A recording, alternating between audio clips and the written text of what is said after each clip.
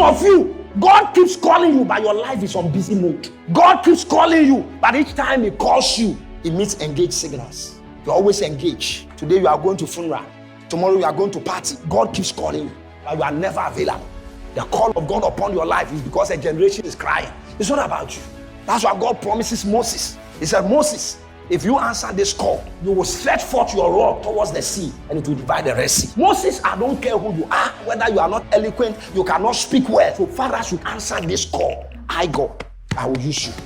And for many of us, God is not looking at our inabilities, whether you are a stammerer or short, premature. You don't come from a good family. God is not looking at those things. God only wants to answer the cry of a generation. I've heard the cry of my people. And because Moses was within the nearest proximity, God called him and said, Moses, I am sending you to undertake this task, to deliver my children from bondage. For many of us sitting here, it has nothing to do about us. It has everything to do with people around us. That's why God is calling you. So if you don't answer the call, how will God answer the cry? Why not? If you don't answer the call, how will God answer the cry? Because a generation is crying, and that is why you have been called. I sought for a man to stand in the gap. The reason God calls us. So when I see people who are not responding to the call of God, I pity them. You are playing with fire. God is calling you. He's the one who created your life, and you are running away like Jonah. That's what many of us are doing. We have become busybodies. Some of you, do you know that your greatest investment is in Abubushi market? God said your labor in the Lord.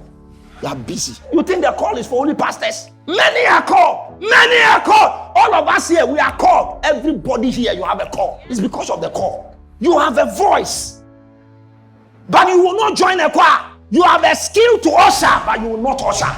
You have grace for evangelism. You will never evangelize. And the world has taken the best part of you.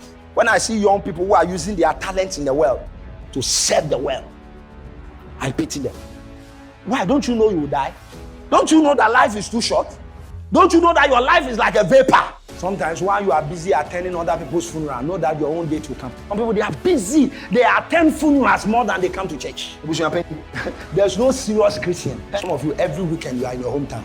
Said you are not prayerful. In your hometown, people have called you. When God is calling you,